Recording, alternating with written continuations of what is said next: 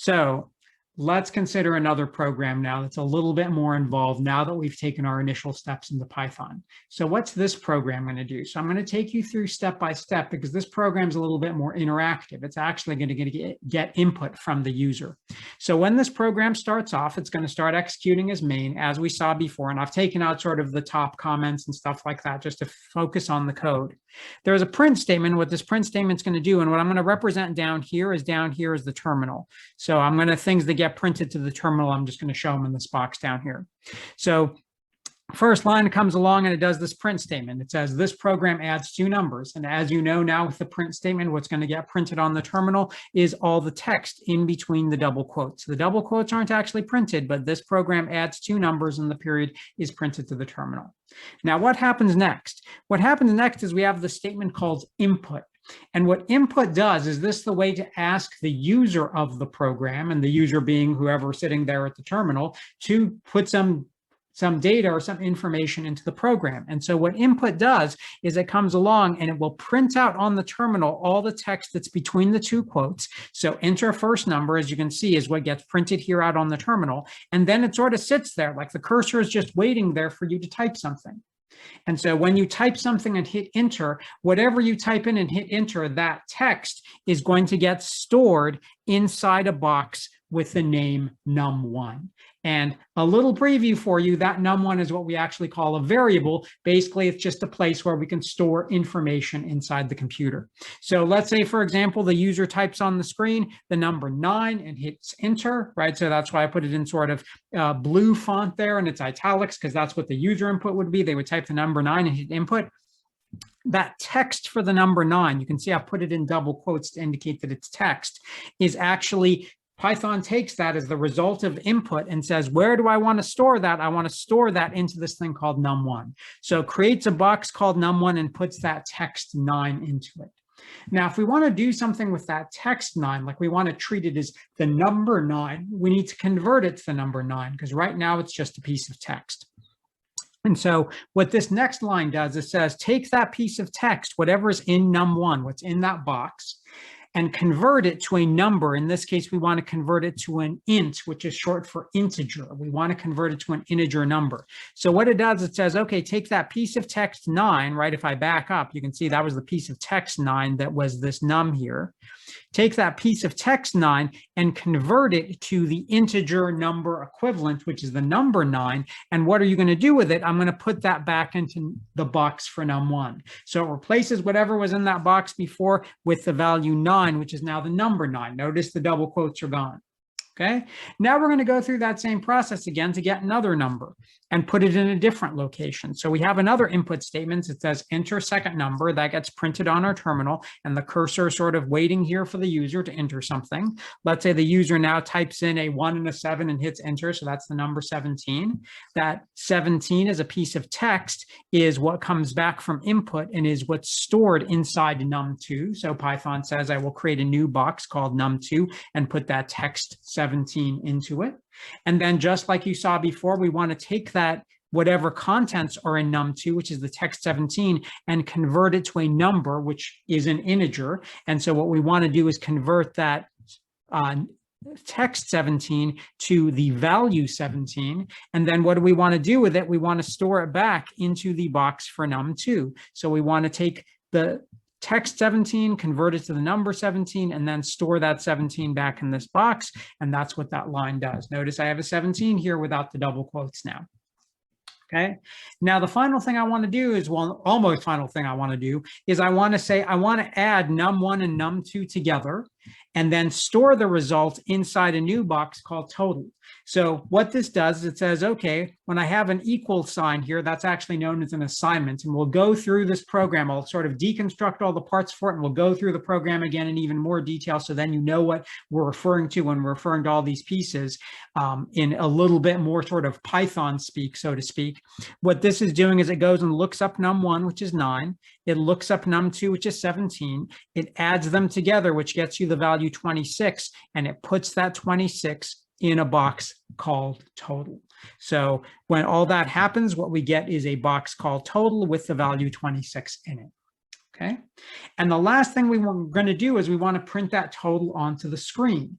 And so we're going to have another print statement here, but this looks kind of funky. What's going on with this print statement? It says the total is, and then we want to print out some textual version of this total. That's what it does. It says, look up this total 26, convert a textual version of it, which is actually in Python known as a string. We'll talk about that more in just a moment, but that's why we have this str here. It says, treat this 26 as a piece of text that would be sort of 26 inside quotes, and then add a period to the end.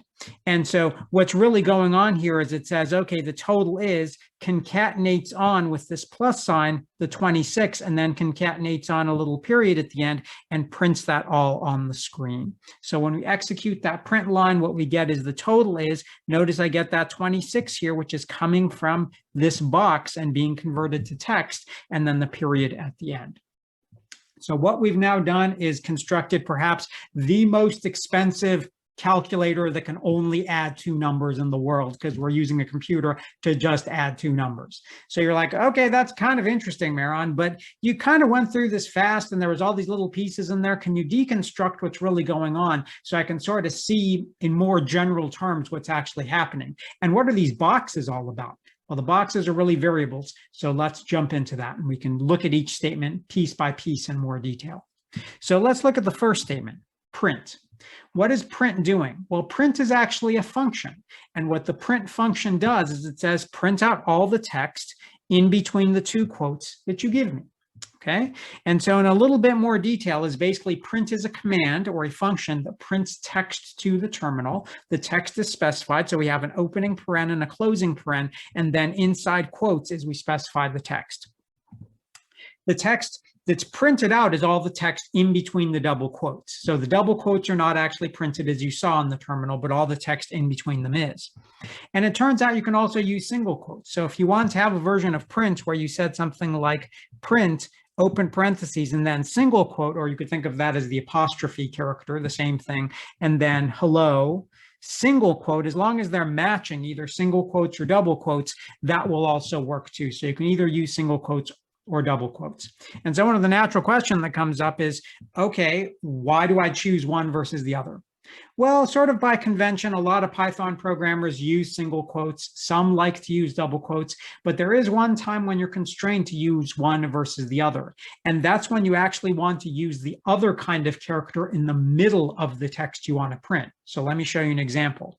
Let's, for example, want to write some text on the screen that contains a single quote, or you could think of as an apostrophe character. They're the same thing. Like we have the word didn't here, which has an apostrophe in it. If we want to do that, then we would need to encapsulate all of the text inside double quotes, because we actually want the single quote character to be printed to the terminal. And so this would print on the screen, no, you didn't. Yes, I did, but it would print, no, you didn't. And the single quote character would actually get printed because it would know that the text here was actually started and ended, or what we refer to as delimited by double quotes. The flip side can also be true. Let's say you wanted to print something on the screen that had double quotes in it, like a quotation. Then you would use single quotes to indicate the beginning and ending of the text. So if we wanted to print out the text, say, hi, Carol, where hi was in double quotes, we would have the beginning and ending indicated with single quotes. And so this would print out on the screen, say, hi, Carol, and the double quotes get printed, but the single quotes that start the text and end the text don't get printed. And you might say, what about that special case where I want to have both double quotes and single quotes? Well, I'll give you some references for that if you really want to do it, but it's pretty rare, so it's not worth spending a bunch of class time on it. But that's kind of the 2 cases where you're forced to use either double quotes or single quotes. Otherwise, if you're just printing text that doesn't contain double or single quotes, you can use whichever one you want. We just say be consistent, like either consistently use double quotes unless you're forced to use single quotes, or consistently use single quotes unless you're forced to use double quotes. Okay, so that choice is yours, but just be consistent. Okay, so that's our friend, the print function. It just prints stuff on the screen, and now you got to see in a little bit more detail. How about our friend, the input function? Well, the way the input function works is basically the setup for input is it's a command that gets some text input from the user. That's the way to think about it. What it's going to do is on the terminal, it's going to print out whatever text is inside these quotes. And you're like, hey, could I use single quotes here? Yep. So just like the same rule we had for print, if you wanted both of these things to be single quote characters, that would be fine too. That would also work. And the same rules with like using single quotes and printing double quotes characters on the inside, or using double quotes and printing single quote characters on the inside, that all works the same here. But what input does is it not only prints out the text that is inside that those particular quotes, but what it will then do is after it prints that text, it will sit there and wait for the user to type something in. And after the user types something in and hits enter, that's how the user indicates that they've finished the text that they're typing. That text that the user has written basically comes back and is put into a variable. So this num1 thing here is a variable. And all a variable is it's basically some box inside the computer's memory that has a name associated with it. In this case, the name is num1, and stores some information. And so the information that's going to get stored here is whatever the user typed in after we asked them for num1. Okay. And the important thing to keep in mind, as you saw with the program we just did to add two numbers, is that that input is considered text even if the user entered a number. So if you want to take that text and treat it as a number, you have to change it to a number, and we'll talk about that in more detail in just a second. But that's the idea. The input is considered text.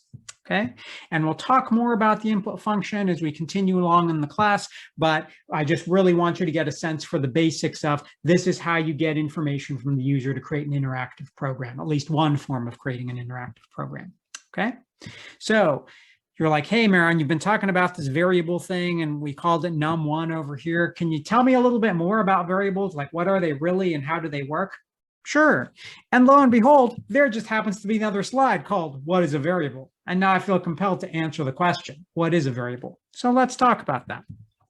A variable at a high level that we talked about is just a place to store information in a program. If you're familiar with the notion of a variable from algebra, like the notion of having a variable x that represents some number, it's kind of the same idea, right? You could think of that x as being a box that really has some number in it. That's explicitly the way we think about it in Python. Okay, so every variable has a name associated with it and it has some value. And the way we think about that is we can create a new variable by assigning a value to it. And so the way we do the assignment is with the equals. Okay, and so the idea here is the right-hand side is the value that we want to assign. The left-hand side is the name of the variable. And the first time we actually specify a particular name, we are creating that variable, or sometimes what people say is we're declaring the variable. It's like kind of like you're standing on the mountaintop and you're like, X, you're declaring the variable. Yeah, it's just computer speak. It really means we're sort of creating the variable. And so what this does is it creates a box for us. The name of that box is X, so that's how we refer to the contents of the box. And what I'm going to do is I'm going to take this 10 over here, this value that's on the right-hand side of the equal statement, and put it into whichever variable is named over here on the left-hand side. And if it's the first time I've named that variable, I actually create the box for it. And so what this does, it takes the value 10, puts it in a box with the name X. Okay, and so I can also change the value. So if later on in my program I have another line like X equals 5, what it does, well, X already exists at this point. It's already been created. But what it does is it says, okay, what is on the right-hand side here? It's the value 5. What I'm going to do is put that into X. So it says that box already exists. What I'm going to do is now replace the value here with a 5. Or can I make that a little cleaner with the slides, please? Yes, I can make it a little cleaner with the slides. So let me erase what I'd written here, and what I get is the value 5, because that's what's really the new value in my box. Now notice the 10 no longer exists there for X. X now, that box has the value 5 associated with it. Okay, so the interesting thing about thinking about this is that we can, on this right-hand side, when we're doing something, we can not only just have a value, we could actually have a mathematical expression. So we could say something like X equals 5 plus 7. And what goes on here is the Python comes along and says, let me evaluate what's on the right-hand side of the equal first. So it says, okay, what's 5 plus 7? Well, that's the value 12. So it figures out that that's a 12. That 12 is what's now going to get assigned to the box named X. So can we assign the 12 to the X, please? Ding. And you can see the 5 is now gone. There's now a 12 associated with the name X. And that's what's going on here, basically, is we'll talk more about expressions in the class on Wednesday. But the idea here is what we want to do is we can create variables and put values in them. And that's a way of being able to keep track of information so that we can use it later in our program or manipulate the information as we go along. Okay, so let's talk a little bit more about variable assignments. It seems straightforward, but it has a few nuances that are important to keep in mind. So the notion of using an equal sign in a Python program is what we refer to as assigning to a variable. What assigning means is you're just putting a value into the box for the variable. And so the very first time that you assign to a variable, what you're actually doing is creating that variable, as we kind of talked about. So when we say like x equals 10, for the first time we refer to x is what actually creates the variable. But subsequent assignments give the variable a new value. So when we refer to that x again, or we refer to some variable, subsequent times what we're doing is just associating a new value with that variable. Okay. So something to keep in mind, and this is super important because when people see this equal sign, they think of like equality in mathematics. And the important thing is the equal sign is not the same as equality in mathematics. The equal sign in Python is actually what's known as an assignment statement. What you're doing is assigning a value to a variable. You're not creating equality in sort of a deep mathematical sense. Wouldn't it be nice if we could create equality in the world just by using an equal sign? Well, we can hope for that, but that's not the way things work in Python. Okay, so the way the assignment actually works, right, when we use this equal sign in Python, is what we do, as we sort of saw before, is we first evaluate the right-hand side of the equal statement, and then we assign that value, whatever value we got after we evaluated the expression on the right-hand side of the equal, to the variable on the left-hand side of the equal statement. Okay, so let me show you an example of that. Consider this code. So when we say something like total equals 5, you're like, oh, well, if I follow the steps Marion told me, this is the first time I'm referring to total. So what it does is it's going to evaluate the right-hand side first. There's really no expression there to evaluate. It's just the value 5. And it's going to assign that to a box called total. Well, I don't have that box yet because this is the first time I'm doing the assignment. So we'll create a box called total, and it will put a 5 in it. Okay, now what happens if in my program I see the statement total equals total plus 1? What does that mean? Right, a mathematician looks at that statement and they go, what? They might even do that again. What? That doesn't make any sense. How can total be equal to total plus 1? And the important thing to keep in mind is that this equals is not equality. The equals is an assignment statement. So what happens in an assignment? We evaluate the right-hand side first. How do we evaluate the right-hand side? We come in here and say, this expression is total plus 1. So what is total plus 1? Well, first I need to look up total. What's total? I go over to the box for total and I say, oh, the value associated with total right now is currently 5. So this is a 5. Then I add 1 to it because that's the expression. So what I get is 6.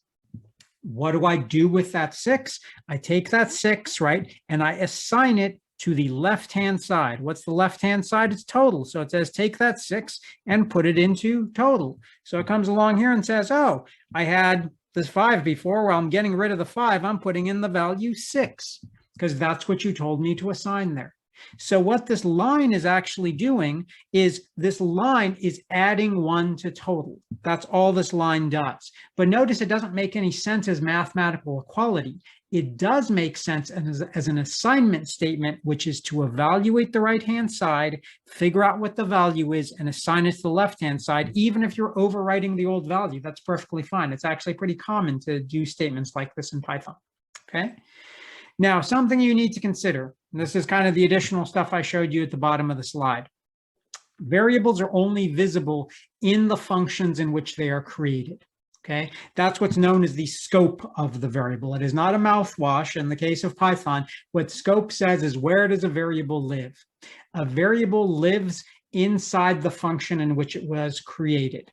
Okay, and so we'll talk more about that in the next class and actually future classes. It's a pretty important concept, but that's the thing to think about. If you create a variable inside of main, it is only visible inside main. You can't refer to that same variable from another function until you learn some more that we'll get to in a few days. But for the time being, when you declare a variable, that variable you can only use inside that function. Okay, and we'll get more about that in the next few classes, but we're taking the steps to sort of make them digestible as we go along. Okay, so what about variable names? Like back here, right, I had total, and before I had num1 and num2, like where do these names come from? Well, the thing about variable names is you get to choose what the variable names are. They are your choice. But let me give you some of the guidelines from Python of what the variable name must include and what it is nice to include. Okay, so what a variable name, when you create a variable name in Python, what must it have? Well, the variable name must start with either a letter or an underscore character. Okay, so there's the only things in terms of the first character of the name that it has to start with. After that, it can only contain digits or letters, digits, and underscores. Notice it can't start with a digit like the number 2, right? It has to start with a letter or underscore, but then it can contain letters, digits, or underscores. But it can't contain other punctuation, like it can't contain dashes or exclamation points or periods or something like that. Those are not part of a variable or valid name for a variable. And final thing, and this is a minor thing, but it's important to keep in mind, it can't be one of the built-in commands in Python. So like back in the day, you learned about for loops and while loops, right? Those are actually Python. We'll talk more about those in a few days. But for example, the word for is actually a built-in command in Python. So you can't have a variable called for because Python will get confused between that and the notion of a for loop.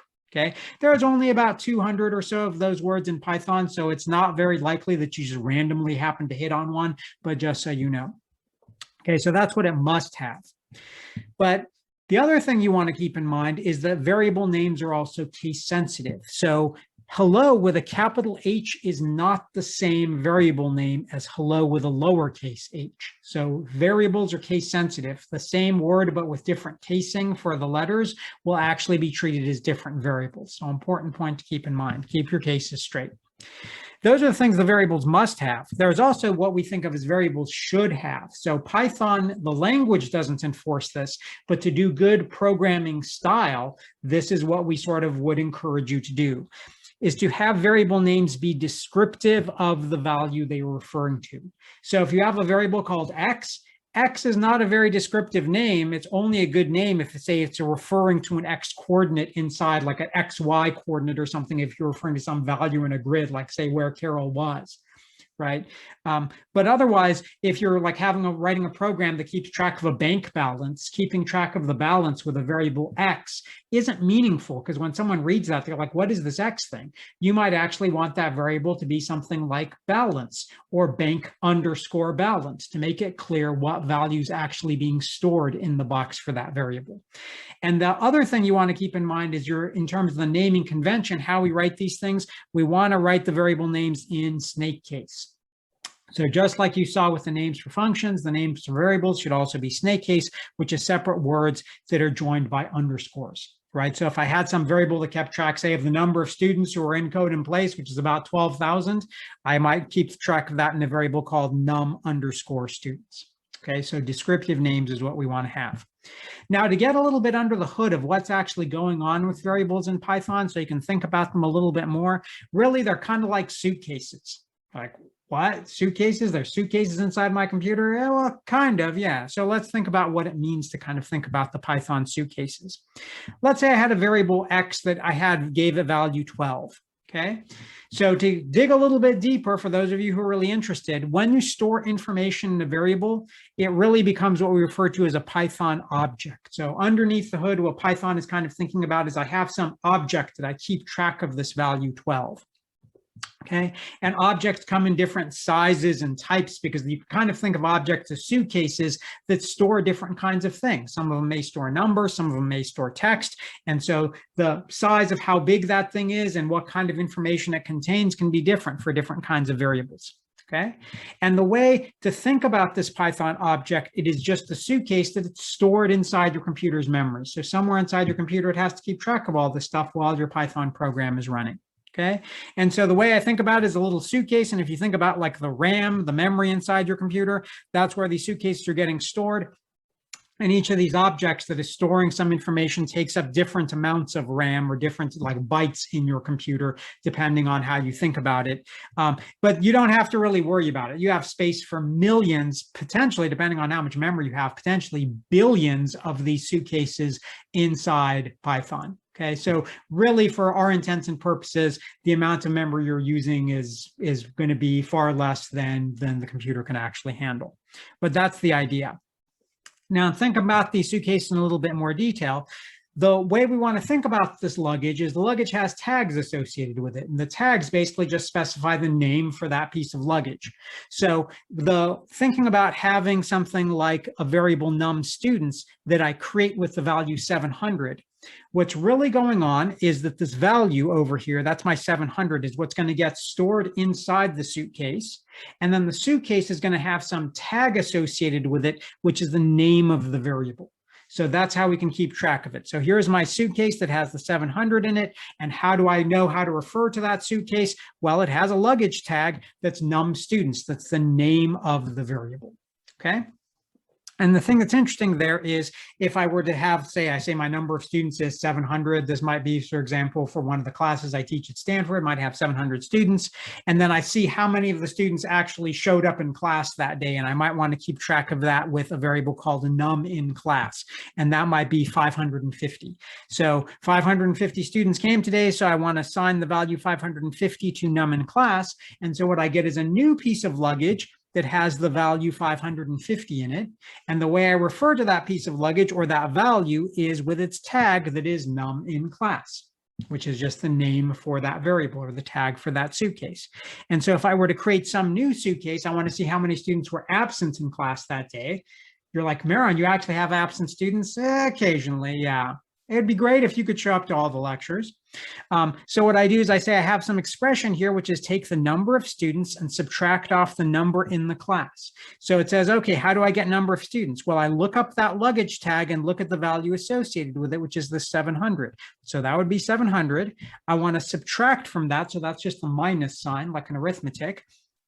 The number of students in class. So it says, okay, here's my name. Go look up that luggage tag. That's the value 550. So from 700, it's going to subtract off 550 and get the value 150. That's the result. What am I going to do with that 150? I'm going to store it inside num absent. So it says, oh, num absent, that's the first time I've seen that name. So I'm going to create a new piece of luggage that has that value 150 put into it. And I'm going to tag that piece of luggage with the name of the variable num absent. Okay, so that's kind of what's going on underneath the hood. And the fun thing about all of this, the thing you want to keep in mind, and I'm just going to erase this to create a little bit more space on the slide, is that when it comes down to it, Python actually handles the baggage for you. That's the way I like to think about it. You know, life is full of all kinds of baggage that we run into. At least in the case of Python, the baggage that is the variables is all handled for you. So it's the one that's like creating the suitcases and tagging them for you and going and looking them up when you need it. It's kind of nice. I wish I had something that did that like in my everyday life as opposed to just Python, but at least we have it for Python. All right, so if we think about these suitcases, we can also keep track of something called a type. And a type just keeps track of what sort of information is being stored in the suitcase. Okay, so that's all the type does, is each suitcase knows what type of information it contains. And so I'll show you the different, at least a subsampling of some of the different kinds of or types of information in Python. And we'll sort of see more as the class goes on. So when coming back to my example with num students equals 700, the 700, Python actually knows is actually an integer value. It's a number that happens to be an integer in this case. It has no decimal portion. So what it does, it says I create the suitcase with the value 700. I tag it with the name of the variable num students. And I also keep track of what is the type of that variable. In this case, the type is int, and that is short for integer. So it knows that what's stored in the suitcase is a numeric value, which is an integer, and the way Python names that is as an int. Okay, Similarly, if I think about the value that are stored in, so this, as I mentioned, is a value stored in a suitcase that's an integer or an int in Python, but the suitcase keeps track of the value that's stored there. And I could think about, well, what happens if I wanted to store a real value?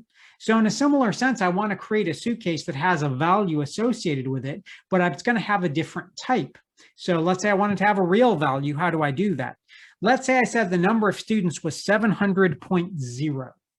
And the interesting thing here is by having the decimal point here, that's what tells Python, this is no longer an integer, this is a real value. And you might say, but it's 0.0, Meron, doesn't that still make it an integer? No, integers don't have decimal values, even if it's a 0.0. So when Python sees the decimal, it knows that this thing is actually a real value. So it's the decimal point that is what's telling Python it's a real value. So the value here is 700.0, and I want to store that in a variable called numStudents. So what does it do? It says, okay, I'm going to have a suitcase that has a 700, and the type for the suitcase that's stored in there is kind of funky. I'm going to call it a float, because it turns out that in Python, the way it refers to the type for a real numeric value is a float. And that name actually comes from the IEEE, which is the Institute for Electronics and Electrical Engineers, that came up with a standard a few years back called, or many years back, called the floating point standard. And it is a standard for keeping track of real values or decimal numbers inside a computer. And so since then, programmers have been referring to real values as floats because they are represented using this floating point standard. So that's why float, actually, the way to think about it is this means a real number in Python. Okay, and so what we get is a suitcase that stores 700.0. It knows that its type is float, which is a real value, and it is tagged with the tag numStudents. Okay, you're like, so what happened to the old one? Well, this old one kind of went away if we now specify this. Okay. And so there are different kinds of types in Python. So let me tell you about some of the different types. There are integer values. So these are known as int in Python, as we just kind of talked about. And the way it knows it's an integer is there's no decimal point. But you can have positive or negative values or 0. So if I say x equals 10 or I say y equals -2, Python knows those are integer values because they're numeric, but they have no decimal point. So how does Python figure out real numbers? Real numbers, the type in Python is called a float, as we just talked about. It has a decimal point. And again, these can be negative values because real values can be negative. So x equals 5.0 or y equals -3.7. Python knows those are floats or real values because they have a decimal point. Even if the decimal point is a 0, it's still considered a floating point number because it has a decimal, so it's considered a real value. Okay. There's also something we refer to as strings, and a string is just a piece of text. It kind of comes from the day of thinking about a bunch of characters that are strung together in a string, and so that's why a string is how the name is how we refer to text characters, but the type in Python is string, and basically you've seen strings before, we just didn't really call them strings much before. They are between either single quotes or double quotes. So if I say x equals hello inside double quotes, what that is x is the box that contains the string hello, which is really the characters HELLO, or I could say y equals the string 10, in which case y is a box that contains not the number 10, but the piece of text 10. And that is different, so that's important to keep in mind. For example, the textual piece of information 10 is not the same as the number or integer value 10. Important to keep in mind, and you sort of might have been thinking that from our program before to add 2 numbers when we had to convert the text to a number. We'll revisit that, but now you understand what's going on is the text 10 is different than the actual value 10, the numeric value 10. Okay, so let me clean up the slide a little bit just so you can now read this text down here. And so, yeah, as I mentioned with 10, just to put it on the slide, the string 5, for example, is not the same as the integer 5. There's also a particular notion that we'll get to in a little while, it'll probably be a week or so before we get there, called the bool or a boolean, which actually is named after the mathematician or logician George Boole. It comes from his name. And basically a boolean value is just a logical value. It's either true or false with a capital T or a capital F. Okay, so I can actually have a variable that has the value true assigned to it or has the value false assigned to it. And those are the only two values that the type Boolean can store. And that's how it knows it's a Boolean, because it's true or false. Okay. And we'll talk more about strings and bools in a few days. For right now, we're just going to focus on the numeric types, ints and floats. Okay. Now, natural question that oftentimes comes up when we talk about integers and we talk about floating point numbers is someone says, why do we have both of these? Like, I thought all integers are actually real values, so why don't we just have real values? Huh, Maron? Huh? Well, there's a reason. And it's not just because I wasn't the one who designed Python. This has actually been going on for years with lots of programming languages. And what it comes down to is the difference between how much versus how many. So let's talk a little bit about that. So you could ask me, hey, Maron, how much do you weigh? Go ahead and ask right now while you're sitting at your computer. Hey, Maron, how much do you weigh? Yeah, that's kind of a personal question, but I'll answer it anyway. So if I were to tell you I weigh 163 pounds, you would say, okay. If I were to tell you I weigh 163.523 pounds, you might say, okay, that still makes sense. It's a little weird that you might know your weight to like 3 decimal points, but it still makes sense. And that's the idea, is that it's a real valued answer, the notion of how much. And the thing about real values is there's no next value. What does it mean? What's the next real value after 1.0? Is it 2.0? No, because we have 1.1. That would be in between. So is the next value after 1.0 1.1? No, because we have 1.01. We have 1.00001. We have 1.000. I could keep going. 1. But you get the notion, right? There's no next value for real numbers. And so we can't count with real numbers the way we count with integers. So that's the way to think about this, is that things where we think about how much are floating point numbers. They are real values. Sometimes we might have a 0 after the decimal point. That's fine. Sometimes we might have more digits, but really there is also no next number. Okay. Now contrast that with the question of how many children do you have? Yes, that's one of my children. Super cute. That was a few years ago. But you could ask, how many children do you have? And I would say 2. Now, if you asked, how many children do you have? And I said 1.7, that might creep you out a little bit. You're like, what does that mean? He has 1.7 children? Like, is his wife pregnant? Like, what's going on? What does that mean? It doesn't make sense to the question of how many do you have to answer with a real value, right? The idea here is that the answer is an integer, and there's a well-defined next number. What's the value after 1? It's 2. What's the value after 2 is 3. So if we had 2 kids right now, then if we added 1, we'd have a 3rd child, then a 4th child, then a 5th child, then we would go insane. We're not having any more children. That's not important right now. But the point to think about is that there is a well-defined next number so we can count. And oftentimes in our programs, we want to count. And so that's why this notion of having an integer as a separate type is very important in programming, even though we still have real values. Okay, so that's the difference between them, is think about that question of how much versus how many. When you're answering the question of how much or how many is an integer value. Okay. So now, after we've gone through all this stuff, we can come back to the program that you saw at the beginning. And now you can go through this with tact and verve, because you're like, yeah, I know all the pieces and I know what's going on. So let's go through it with some newfound confidence around programming. So here's our program. Right now we can go through all the pieces of the program and see what it's doing. First line comes along as our print statement. It is printing, and you now know it is printing a string to the screen, right? So what it's displaying is something that's type is string, which is just inside these quote characters, and that's what it prints on the terminal here, okay? So then when we come along and we do the input statement prints some text, which you know is a string, on the screen. It writes out enter first number and is waiting there for the user input. When the user enters their input, what we get back is their input as a string. We get it back as a piece of text. And so we get back that input, we assign it to num1. So num1 gets created as a box with the name or the associated with it, num1, and what's inside that box is the text of the value 9. Now we know that the text of the value 9 is not the same as the number 9. What we actually want to do is say, hey, you know what, from that text, I want you to convert that text to the actual integer equivalent. That's what this line does. So it says, take what's in num, which is the string 9, convert it to an int. And so it looks like we're calling a function called int on this, which in some sense is kind of what's going on, although we would refer to this as what's called a cast, which we're changing the type of this thing. We would say, take that and convert it to the integer 9.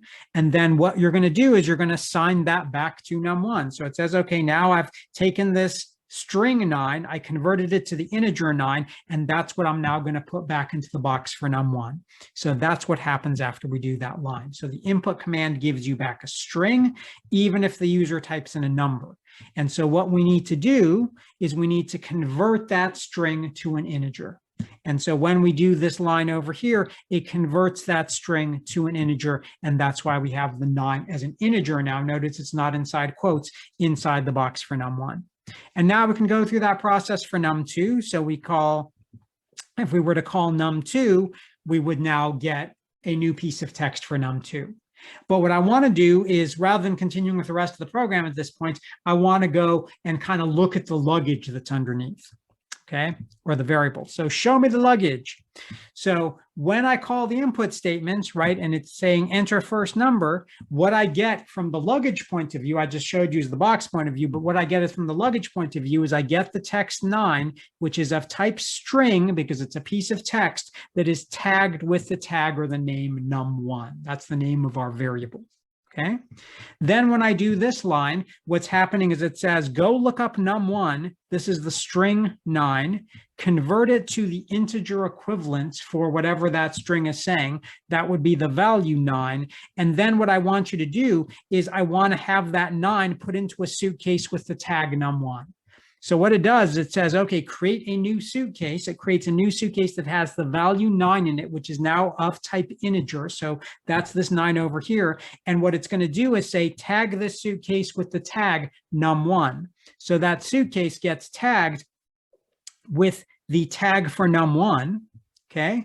And what happens is, you might say, but num1 was this other piece of luggage over here. Not anymore. What it basically does is it says this tag no longer refers to this thing over here. This tag num1 is now referring to this new suitcase that has a 9 and an integer.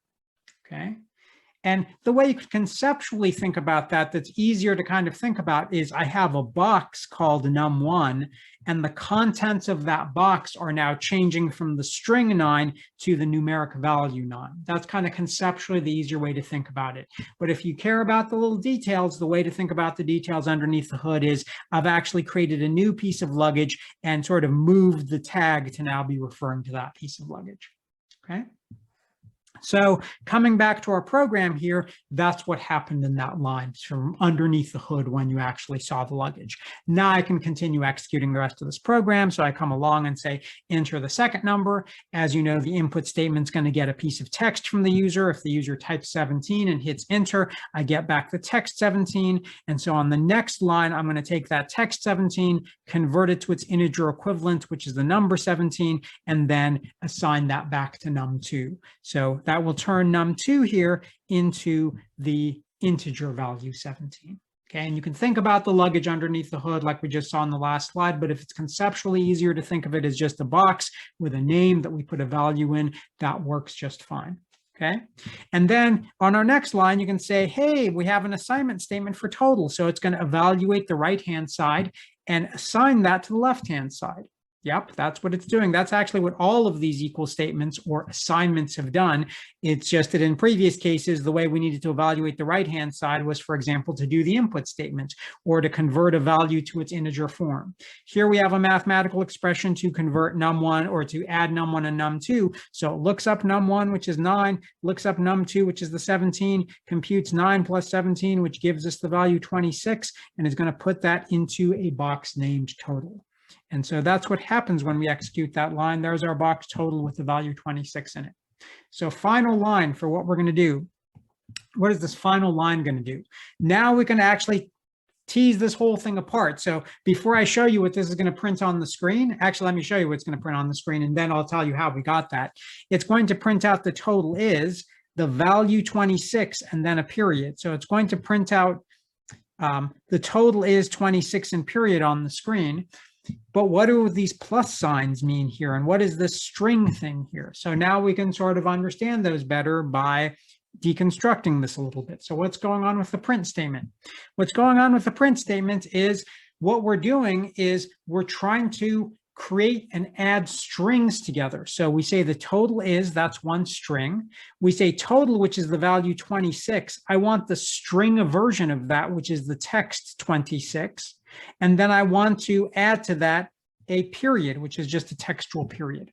So to understand what's going on with these plus signs in Python are actually what's known as concatenation. They sort of concatenate, or the way you can think of is they just sort of put strings together. So let me show you an example of that. Let's say I had a string whose name was stir1 or string1 that was just the string hi, and then I had string2, which was just a space. So there's actually a space character in here between the two double quotes. And I had some other string that was there. And I said, I want to have string4, which is string1 plus string2 plus string3. You're like, you're adding strings? What does that mean? Well, adding strings means you're concatenating together the text. So what I actually get here is a box for string4. And what that box has in it is it has the string hi, then a space for string 2, and then there for string 3. I've concatenated these three strings together. The original string 1, string 2, and string 3 are not changed. I've created a new string 4, which is essentially a copy of string 1 concatenated to the space, concatenated with a copy of string 2, and it's a new string, okay? So these plus signs, really what they do when you apply plus signs to strings, they're sort of concatenating strings together, and that's what's going on up here. I'm concatenating the total is to 26 to period, and then I'm printing that whole thing out, okay? And so total is an integer, so we need to create a string version of it to be able to concatenate it into strings, because a string doesn't know how to concatenate an integer onto it. It says, I know how to put strings together. So if I want to have this thing that was an integer and I want to put it into the middle of a string, I use stir, which is my short for string, but we actually just say str in Python. And then the thing I want to convert to a string, and what it gives me back is the string or textual equivalent of that. So that would be the value 26. The way you could think about it is inside quotes, because it's a piece of text, okay? And so that string version of total is a new value that's concatenated in to produce the final string that's printed, which is the total is 26, period. Okay, so that's the thing you want to keep in mind. Total itself is still just a variable that has the value 26 in it. So total is not actually changed. What it does is just says, here I want you to create a string version of 26, and what I'm going to do with that is append it into this larger string. But the original total is not changed. Okay, that's an important point to keep in mind. All right, I didn't want the highlighter, I wanted the eraser. All right.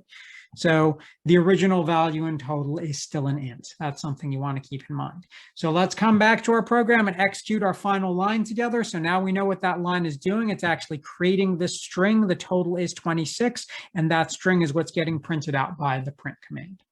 Okay, so that's what's going on there. I want to give you one more side note about the print statement. Okay, and the side note about the print statements is you can actually print numbers directly without converting them to strings. Okay, and so let me show you how that works. So let's say we had a main program, and so inside main I have x is 10, so x is a variable with the value 10 in it, and you know the type of that is going to be int, right? This is going to be an integer because it has no decimal point. And I have y, which is 3.5, and the type for y is going to be float, because it's a real value, right? Because it has a decimal point. I can just say print x and print y. So here I don't need to convert them to strings. If I'm just printing the x or I'm just printing the y, I don't need to convert them to strings. I can just print directly, and this will actually, if I look at the terminal, this line will print out the 10, this line will print out the 3.5. But if I want some other text on that same line, then I would say, if I want to say something like x equals and the value of x, could say print out x equals, and then the string version of x, which would be the string 10, concatenate those together. So that would be the string x equals 10, and that's what gets printed on my terminal. Okay, so That's the thing. I can print out directly without converting to a string if I have numbers, if I want to. Turns out there's another way of doing this in Python too, because Python has multiple ways to do almost everything. So let me show you that, because you'll commonly see this other version of doing print in Python as well. You can also print multiple items of different types by separating them with commas inside a print statement. So what do I mean by that? What I mean by that is that by default, a space is going to be printed between each item that are separated by commas. And let me just show you an example. So what I can say is in my main program, I have X, which is going to have value 4, and Y, which is going to have value 0.2. If I want to print out X and Y, I can print X comma Y. And so what I will get on the screen, on the terminal, when I do that is it will print out X, which is the 4, then it will print out a space, and then it will print out Y. Then it will print out Y, which is the 1.2. So notice I just have the different variables separated by commas. And what those commas basically get treated as is spaces when things are printed out. I can also intersperse variables and text with commas if I want to print stuff out. So if I say print X equals, comma, then X, and then and Y equals, which is a string, comma, Y, what this is going to print is X equals, then a space, then the value of X. Notice I don't convert X to a string here. I just have the variable X. It prints out its actual value. Then I get another space as a result of this comma. So I get another space here. I get and Y equals, and then comma Y, I get another space, and then the value of Y. So in many Python programs, this is actually a common form to write them, is you separate out the text and the variables you want to print with commas, and those commas just get turned into spaces in sort of the default case. There are actually things we'll look at later where we can actually not have it print the space as the separator, but for right now, we don't want to worry about that. So it will just, the way to think about it is I'm printing out multiple things. This is a string, this is an int, this is a string, and this is a float, and it's fine to print out multiple things if they're separated by commas, and the commas just get treated as spaces, okay? So you got to see a bunch of stuff. You just wrote your first Python program. We learned a lot about variables. We deconstructed a program. So you are on top of the mountain of today's goals. You are just totally rocking out right now. You got your introduction to Python. You understood your variables. You are what we would call a happy camper, or at least I would hope. So the final thing I'd like to do with you now is to take this Add2Numbers program and actually run it in the online development environment so you can see it running, you can try some things out, and you can see how things work. So what I'm going to do now is share my screen with you to go over to the online development environment, and that's going to bring us right over to here. So hopefully you are now seeing the code for Add2Numbers.py inside of our online development environment. All the stuff that looks familiar to you. We have the comments at the top. We have our main program. And now you know all the pieces of how the main program works. So we can go ahead and run this and see what happens. So as you know, in our online development environment, we can just hit the run button. And so if we hit the run button, what we're going to see is the program starts running. It prints out on the screen, this program Add2Numbers. And so that shows up in our terminal down here, and it asks for the first number. So let's say for the first number, I enter an 8. And that number is going to get stored in the variable num1. It's actually going to get converted into an integer from the text 8 that will get converted to the integer 8 and stored in num1. And then the program is going to ask us to enter the second number. So that second number, maybe I will say 13. And when I hit enter, that 13 is going to get stored in num2. It's then going to get converted to the integer version of 13 and stored again in the variable num2. We're going to compute total as the total of num1, which is the 8, and num2, which is the 13. So that'll be 21. That will get stored into total. And then we'll print out the total is the text version of total, which is 21, and then a period at the end. And that's what gets printed out here in our online development environment. Now, this is a really fun time. And you might say, this is great. I want to do it again. Go ahead, do it again. Do it as many times as you want. It's just a fun time. So I'm going to run the program again. And when it runs again, I can try some different numbers. So I could say, you know what I want to do? I want to add 7 and -2, because -2 is an integer. So this should work. What do you think we're going to get? Yeah, 5, because when we add 7 and -2, we get 5. And you're like, okay, that's pretty neat. How many times do I need to add 2 numbers, Marin? I mean, is it really that exciting to keep adding 2 numbers? And I say, yeah, it's that exciting. Run it again, run it again. Like, okay, you told me to run it again, so I'm going to go ahead and run it again. Now, when you run it again, once again, it asks for 2 numbers. And now, I hate to say it, but evil Maron shows up. And you're like, no, Maron, don't be evil. Yeah, normally I'm not evil. Normally I try to be a good person, but sometimes to actually show you some things about what might go wrong, evil Maron shows up. What is evil Maron going to do? It says, you know what? You asked me to enter the first number. Yeah, that's kind of interesting. I'll enter a 5 for the first number. You're like, that doesn't seem so evil. Yeah, but you know what I want to enter for the second number? I think I want to enter the number ABC. You're like, but ABC isn't a number. What are you doing? Like, this is evil, Maron. So what do you think happens when I enter ABC? Well, let's see. I enter ABC and I hit return and I get an error. And what this is actually doing is it's Python telling you that you're trying to do something that it doesn't understand, but it's telling you where things went wrong and giving you a hint about what went wrong. So let's take a look at this error message. It says line 14 is the place where this error happened. So here's line 14 up here. That's why we have the line numbers to make it easier to follow. Basically, this line had an error. What's the error? Something called a value error. That value error said invalid literal for int with base 10, and the invalid literal is ABC. Now that sounds kind of weird, but really all that means is you tried to take this ABC, which is what was entered here as the second number. So what happened was when we asked for the second number, the user entered ABC and that got stored in num2, that text ABC, which was fine. But then when we went to line 14, we tried to say, give me an integer version of ABC. And this is where Python has a problem. It says ABC, that's not a number. That doesn't have an integer version. And so because it's not a valid base 10 number, that's what this is saying. It's an invalid literal. It's you're giving it some literal thing, which is ABC, that you're trying to turn into a base 10 integer, and it's not a base 10 integer. So that's why it gives you the error, and it happened here on line 14. So the program just stops. Don't worry, that doesn't cause any damage to your computer. It doesn't cause anything to, stop working properly. It just says this program has an error in it. And so what it actually does is it stops the program. We can just go ahead and run the program again. And if we run the program again and we give it valid values like the 6 and the 7, that's fine. And if we run it again, you might say, but what happens if I give it a number that's not actually an integer? Like I give it a real number, like a float. Okay. Let's say I give it the number 7.8 to begin with. I get another error. Why do I get an error? This time the error is on line number 12. Once again, I get a value error, and it's telling me you're giving me an invalid literal for an integer with base 10 when you gave me a 7.8.